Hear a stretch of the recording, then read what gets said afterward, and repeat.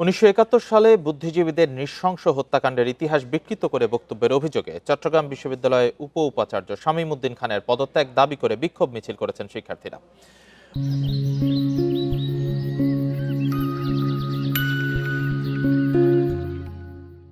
রোববার রাতে ক্যাম্পাসে মিছিল করেন তারা।